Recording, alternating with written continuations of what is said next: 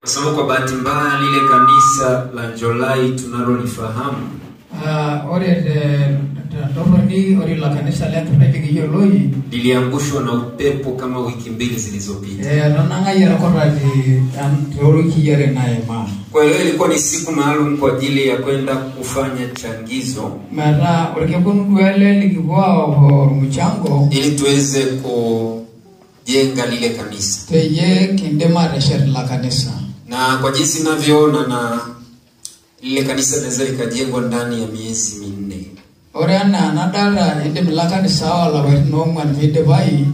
Kwa maana Sabato iliyopita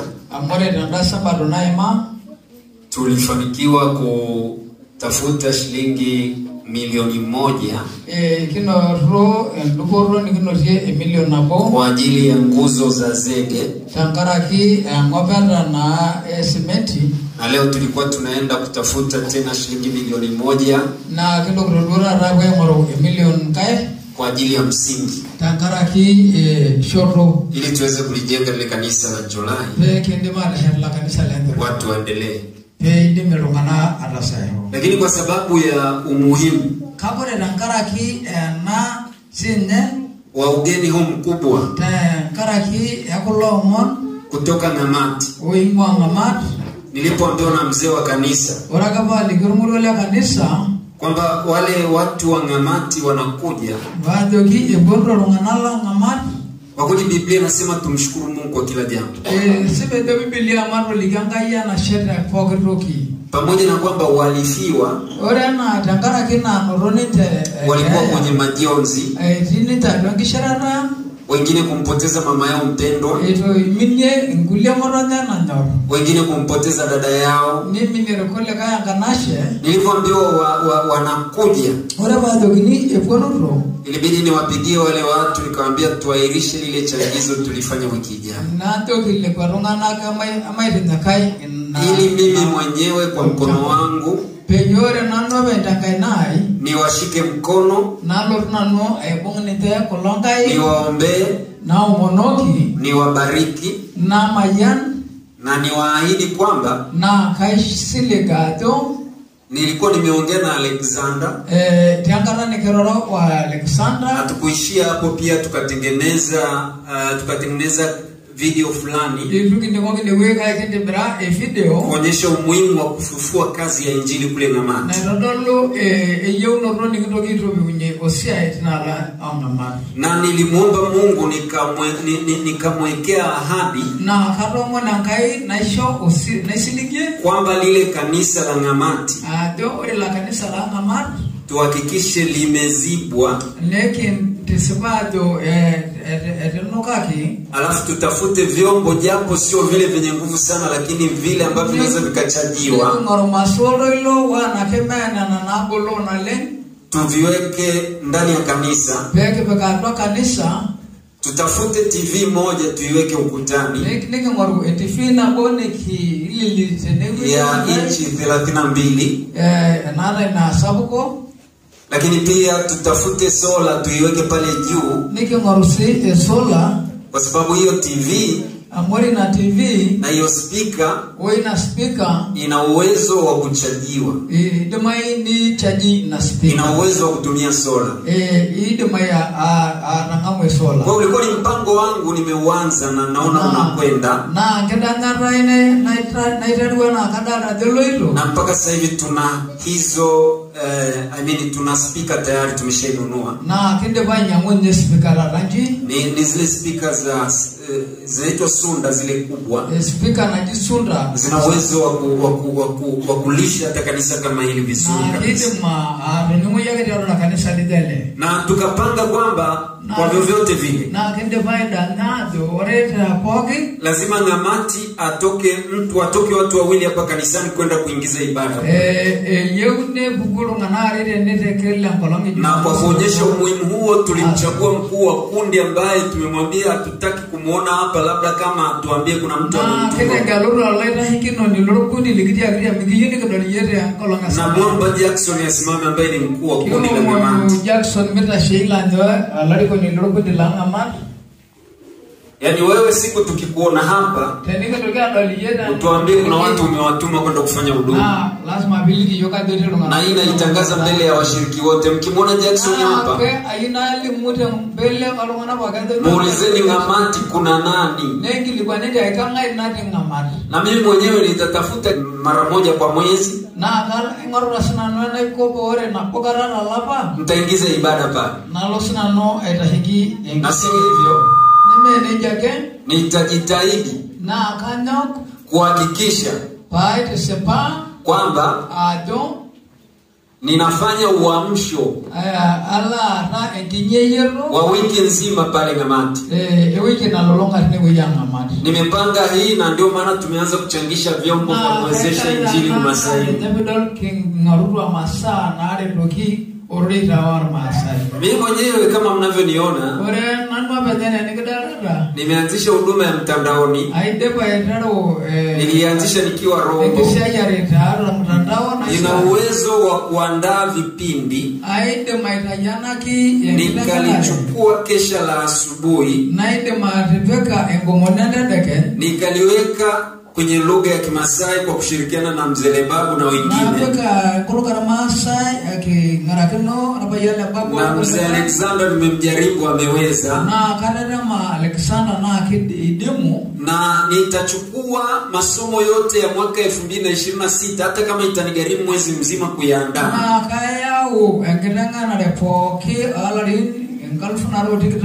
Yale ya kila robo,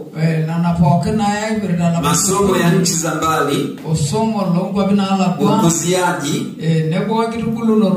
nitaweka katika mfumo wa sauti na picha. Nitaweka kwenye flash. Na nitakaofanya nayo kazi ni watu wa huko kundini. Kwa kushirikiana na Mzee Babu pamoja na Mzee Alexander na wengine wa kule Julai, tutengeneze hiyo programu ili kwamba asubuhi tunaanza kipindi cha shule ya Sabato iliyorekodiwa. Shule ya Sabato inapokuwa imekwisha, ndipo sasa mhudumu aliyetoka kanisani anapanda na huduma.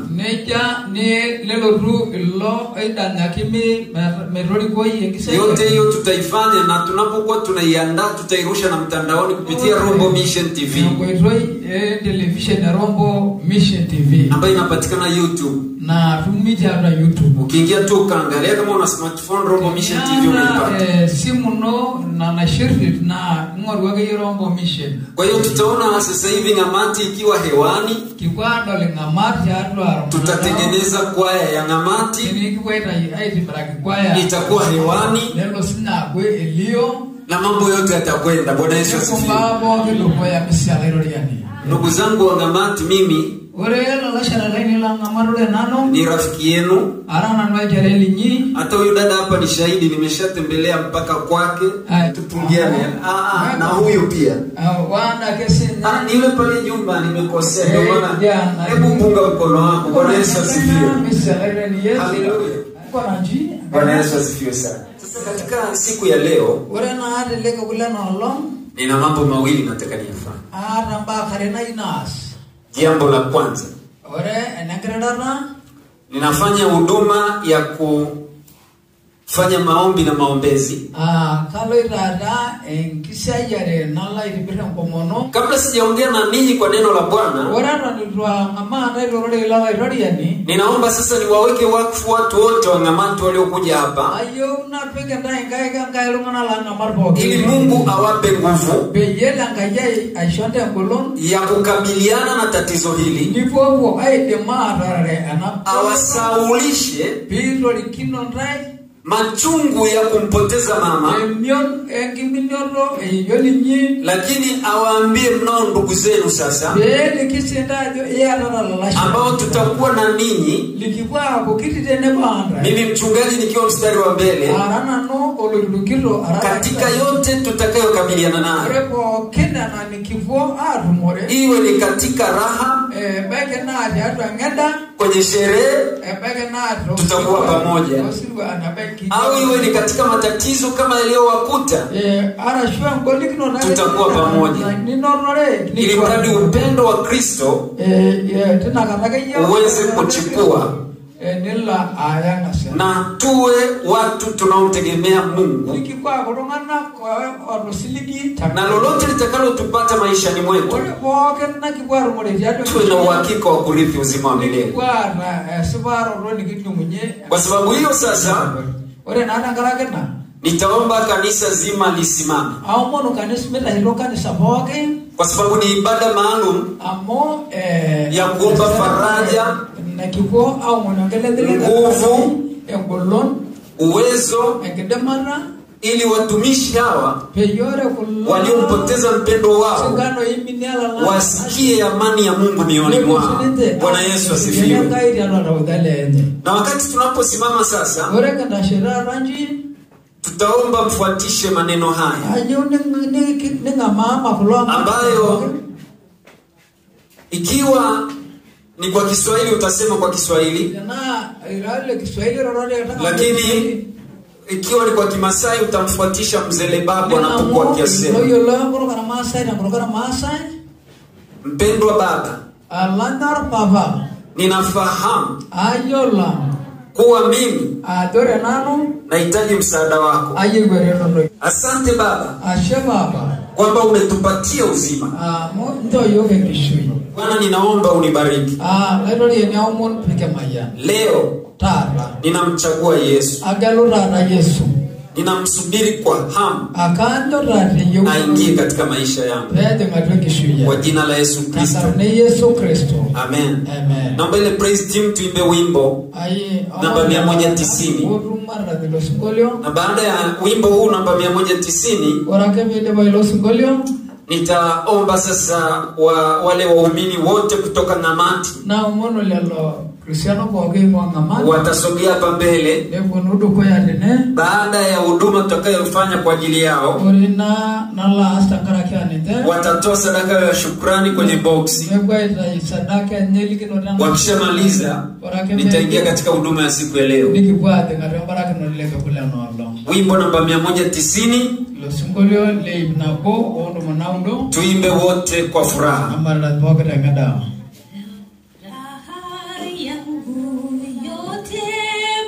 Wote kwa furaha tuimbe.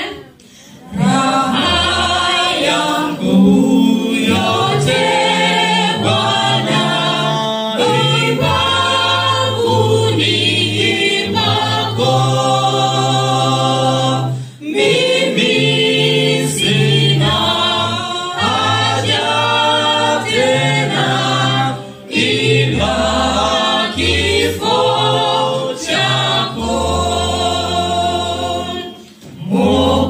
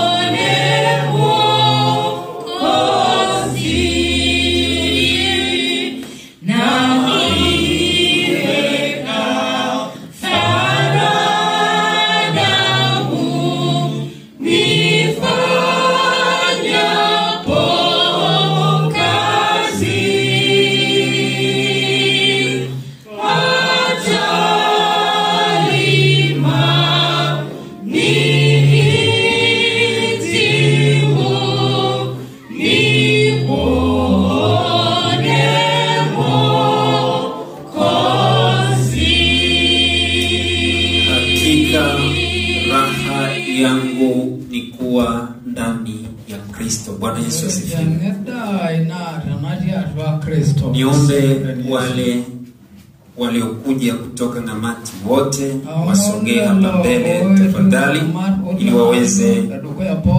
niweze kuombea ombi la kuwapa mibaraka, ombi la kuwaweka wakfu wote kwa jinsi mlivyokuja. Ninajua Mungu anawategemeza, lakini ninaomba niwaambie neno moja. Nimewaita makusudi ili kwamba Mungu aweze kuwasaidia. Nimewaita mbele hapa makusudi nikijua wakati mwingine mioyo yenu imeumia. Nimewaita hapa mbele makusudi nikijua saa nyingine una mzigo moyoni mwako, lakini kwa namna ya pekee imeumia. Lakini kama kuna mtu yeyote ambaye amewaumiza, ili sadaka yenu iweze kupokelewa na Mungu leo, ninataka niwape neno kutoka kwa Yesu mwenyewe. Katika kile kitabu cha Marko 11 fungu la 25 nasema, nanyi kila msimamapo na kusali sameheni mkiwa na neno juu ya mtu, ili na Baba yenu aliye mbinguni awasamehe na ninyi. Bwana Yesu asifiwe. Katika kitabu cha Waefeso inawapa tena neno lingine, anasema tena iweni wafadhili ninyi kwa ninyi. Kanisa la Endonyo, naomba munisikilize. Anasema tena iweni wafadhili ninyi kwa ninyi. Kabla hujaanza kwenda kumsaidia mtu wa nje, hii jamii ya watu wanaoamini, washiriki wa kanisa la Ngamati na la Endonyo, ninyi kwa ninyi, na usifiche. Na anasema mnapokuwa wafadhili ninyi kwa ninyi, muwe na huruma, mkasameheane. Na leo kama kanisa la Endonyo, ikiwa kuna jambo tuliwafanyia ambalo mkasema hatujawatendea haki, Biblia inasema mkasameheane. Au kama ninyi mlitukosea, Biblia inasema mkasameheane, ili sadaka Mungu aipokee. Mlikogusa muongezewe, akawape kusahau machungu ambaye amewapata. Na anasema mkishasameheana kama na Mungu katika Kristo alivyowasamehe, na hivyo tutakuwa katika hali takatifu na yenye amani ndani ya mioyo yenu. Lakini naomba niwaombee nguvu kutoka kwa Mungu napoinua mkono wangu. Katika kitabu cha Isaya sura ya 40 28, Mungu anasema, je, wewe hukujua? Hukusikia? Yeye Mungu wa milele, Bwana muumba miisho ya dunia, hazimii wala hachoki, akili zake hazichunguziki, huwapa nguvu wazimiao. Mwombeni Mungu awape nguvu. Bwana Yesu asifiwe. Msiombe nguvu kutoka kwa mtu, omba nguvu kutoka kwa nani? Kwa Mungu. Anaendelea kusema huwaongezea nguvu yeye, humuongezea nguvu yeye asiyekuwa na uwezo. Sasa hivi katika maisha yako mwambie Mungu, niongezee nguvu.